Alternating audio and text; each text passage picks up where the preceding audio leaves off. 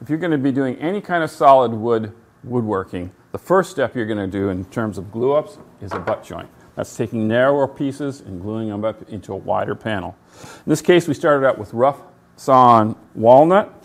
We surfaced two sides flat and parallel to each other at a 1-inch thickness.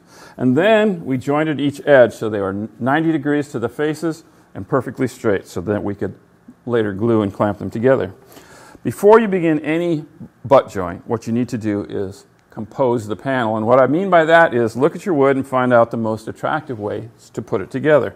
So in this case, I've got two gray boards that are kind of grayer colored and one that has more purple highlights. I put the gray boards on the outside and the purple one in the middle, and I think that's going to be great. The next thing I need to do is to figure out how the various panels that we need will be harvested out of this piece. Now we're going to use waterfall construction, which means that the grain is going to flow up one side, across the top panel, and down the other side. I need at least 20 inches for the downside panel, and I've got that, and that's what this mark here is for. Now we need a 44-inch center panel, and I've got that here. Now, one cool thing, a great tip is that if you're working in walnut, regular pencil marks don't show so well. So you can use chalk, or in this case, I'm going to use a chalk marker. How cool is that? And you can really see that on your panel. Now I've got the second mark made. Now the next thing I'm going to do is an old trick. It's just called a Carpenter's triangle, which is just a way to realign these boards after they've been separated. I'll always be able to put them in the proper sequence when I'm taking them apart to do some machining.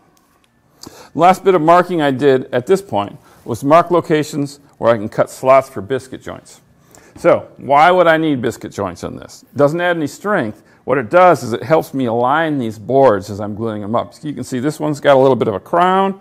This one goes down the opposite direction. So with this kind of a long butt joint, biscuits are a really helpful thing in doing the glue up. Now I'm going to pop this clamp off, and I'm going to get ready to cut some biscuit slots.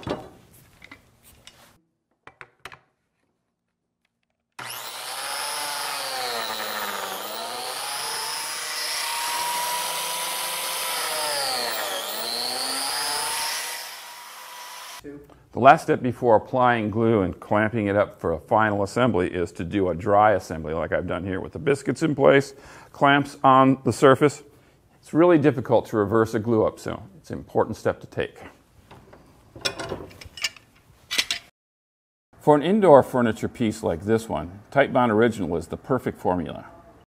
To get a proper glue joint, you need to apply a thin coat of glue to both joining edges.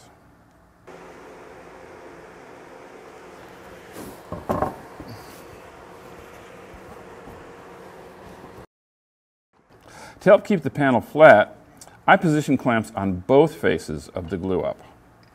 In a large glue up like this one, I prefer the glue to cure for several hours. But to make my life easier, I scrape off the squeeze out when the glue gets rubbery. So that covers the basics of using a butt joint to create a large panel. It's one of the most important joints in woodworking. I'm Rob Johnstone from Woodworker's Journal. Keep on making sawdust.